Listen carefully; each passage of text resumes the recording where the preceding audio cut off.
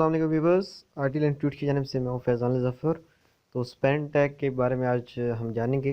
तो span tag basically grouping करते हैं इनलाइन एलिमेंट्स की, और उसके अंदर जो एक इनलाइन एलिमेंट्स होते हैं उनकी स्टाइलिंग के लिए इस्तेमाल होता है।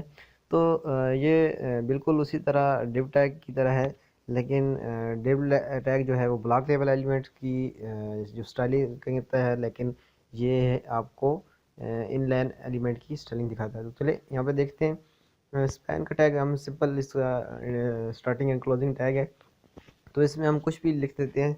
Span, this is a simple span was and was, यानी कि ये आपके जो कंटेंट है आप उसको एक लाइन में दिखाना चाहें तो दिखा सकते हैं।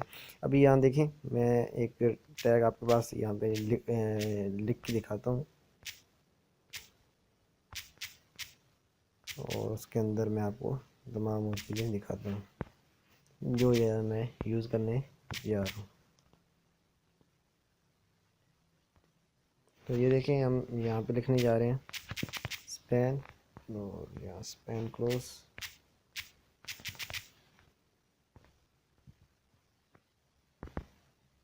इसी को मैं कॉपी कर लेता हूँ,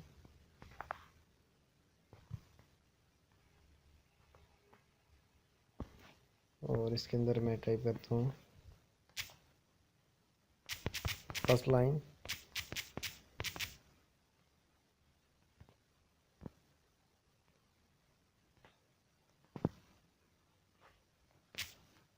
और यहाँ मैं पेस्ट कर देता हूँ उसको, और इधर यहाँ पे मैं लिख देता हूँ सेकंड लाइन,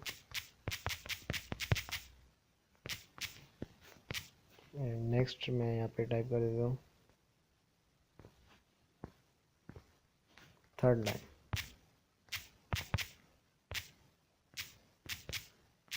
तो जैसे ही अभी हम आउटपुट पे आएंगे, तो ये देखें हमें तमाम चीज़ें एक लाइन में नज़र आ रही हैं, क्योंकि हमने यहाँ ब्रेक की यूज़ नहीं की, तो हमें ये तमाम चीज़ें देखें एक ही लाइन के अंदर नज़र आ रही हैं।